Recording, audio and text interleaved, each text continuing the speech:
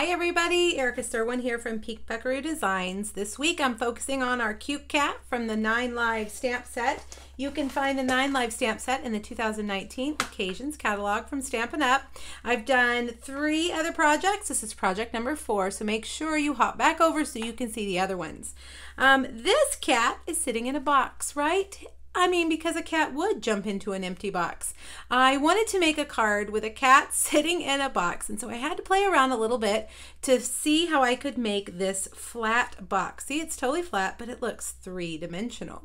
But no, it's flat. I'm going to show you how to make that. It's pretty easy.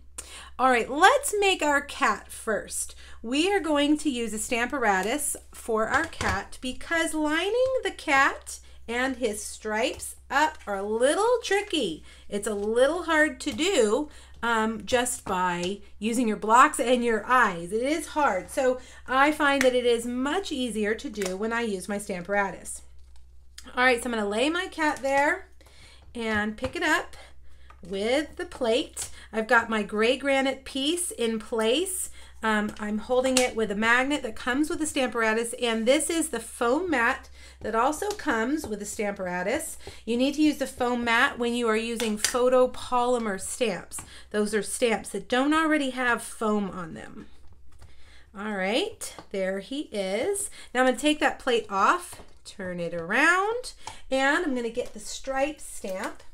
And I'm going to lay that on there and really look that I am lining up his tail, his back, his ears, and his feet. All right, I think I've got it.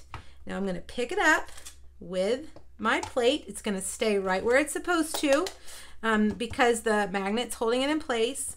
Gray granite ink this time. And, whoops, sorry, kitty. Let's see. Perfect. All right, now we can take this out of here. Let's move it out of the way for now. And we're going to punch him out. This is the cat punch in the annual catalog. Came out a couple of Halloweens ago, and it matched a Halloween set, which was really great. My paper is a little bit too long. My cat's a little crooked, so I got to turn the paper to get it to line up perfectly. There we go. All right. Now it's time to make our box. You're going to need 2 pieces of crumb cake cardstock that are 2 1/4. All right. We're going to actually punch them using the tailored tag punch. The first one you're going to stick in, and you want to get the corners right there and right there. You want them to line up. Make sure it's even on either side. Line them up with the edge here and here, and punch. Okay, that's going to be the top of our box. Now bring over your Big Shot and just stick it right there in the middle and score it. So you have your score line, and fold it in half, and we want the bottom of the cardstock. We want that angle the same as that angle. So put it in here into your punch and line that up. See, that bottom corner is there, and I have it angled there. And I'm just going to cut it while it's folded in half like that, okay? It looks kind of like a book, right? All right, now for our other piece, we're going to do the same thing. Exactly the same. Punch. Get our scoreboard, score it right in the middle, fold it in half, stick this part in so we get that perfectly straight angle, and we have that. Now we're going to flip this one over like this. But first what we need to do is ink the edges, okay? So get your crumb cake ink and your Stampin' Sponge and go around all the little edges. Kind of looks like a book, doesn't it? Fold it in half, get that little side. I want it to look kind of like a moving box. Now the back one, you really just need to do the top part because that's all you're going to see. And we're going to put it together just like that. And there is our box. Isn't that perfect? Okay, so we need to leave room for our cat to sit in there. So make sure you're just using a little bit of adhesive on the sides. I'm just going to use my fine tip glue pen to add a little bit of glue. I would need to leave enough room there for my kitty to fit. If I put too much adhesive, he won't fit. All right, now I'm going to line that part up with that part right there. There we go. Now, if you didn't cut far enough in, you see that little angle sticking out, just trim that off. Okay, now our box, let me line that up. Get them all situated. Our box needs the little flaps. Well, he's not going to stay in place. Okay, there we go. Your box needs the little flaps, the front flaps. So I've got 2 tiny pieces of crumb cake, and I'm going to ink the edges of these. Now remember, if you want the measurements for all of this, follow the link back to my blog and to my Facebook Friday post. You'll find it, the link in the description. And over there, there's a PDF that has all the details, including all the measurements we're going to be doing on this card, okay? Now, get a mini dimensional and put that flap right there. And this flap right here.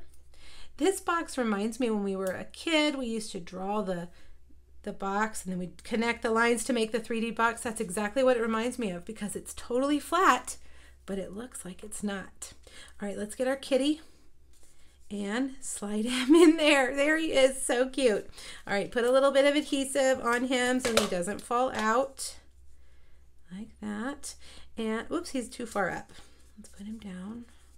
And I'm actually going to set this aside so it will dry. I'm going to line those up. Hopefully I haven't moved it too much. One thing I recommend is to take something heavy like your punch that you just had and set it down on top of it and it'll dry. All right, while our cat box is drying, let's put the rest of our card together. I've done some of it ahead of time. This is a powder pink card base, and I have taken a piece of Whisper White and embossed it with our Pinewood Planks embossing folder. And it's one of my favorites. It really has a great wood texture. And then I'm going to layer on these colors, but first let's add the ribbon to the back of the larger one. This one is powder pink. I'm going to take this powder pink ruffle ribbon and go right along the bottom like that. Let's turn it over and make sure it's straight. Yeah, let's readjust it right there. Trim off those edges. Make sure that they're even with your cardstock. And then add a little more. And put that right there across the bottom. Now I love these colors together. This is powder pink, and then we're going to do a stripe of Flirty Flamingo. And then a stripe of Grapefruit Grove at the very top. These are really fun colors together. All right, now ahead of time, I cut out the word welcome, and that is from the Well Written framelits. These are great for lots of just simple words that you can cut out to add to your projects. Before I cut it, I put our adhesive sheets on the back of the cardstock, and then I cut it so that it then is a sticker. Look at that. And I don't have to try to wrestle with liquid adhesive. All right, there we've got that. The sentiment is from the Well Said stamp set that actually coordinates with those framelits. We're using the one that says, "So happy you're here." So I thought kind of like a moving box with a cat might be a good welcome card. It could also be the opposite. "We're gonna miss you" card, or "good luck." All right, now I just stamped that on the edge. Normally I would take my trimmer to make sure it's straight, But for the sake of the video, I'm just going to do that with my scissors. Cut those ends off, just, you know, framing the word, really. It's the paper is the height and the length of the words. It's easier to stamp on a big piece and trim it down than it is to try to stamp on a tiny piece. All right, we're going to put that right there. Welcome. So happy you're here. Let's see if our cat is ready. Oh yeah, I think so. All right, we're going to put that there. And of course, we're going to put dimensionals because I love dimensionals. Put 2 on the back. And put him or her right there. And last but not least, I wanted to add a few pearls. So I'm going to use the little sticky end of my Take Your Pick tool to add just a few pearls to the card, just to give it a little more oomph. All right, and there you have it. I hope you'll give this box a try. It really is fun, and I hope that you'll play around with the cat. There are so many ways to stamp the cat, so many color combinations, and so many projects you could create with that cute little kitty. All right, let me know if you have questions, and I hope you have a great day. Thanks so much. Bye-bye.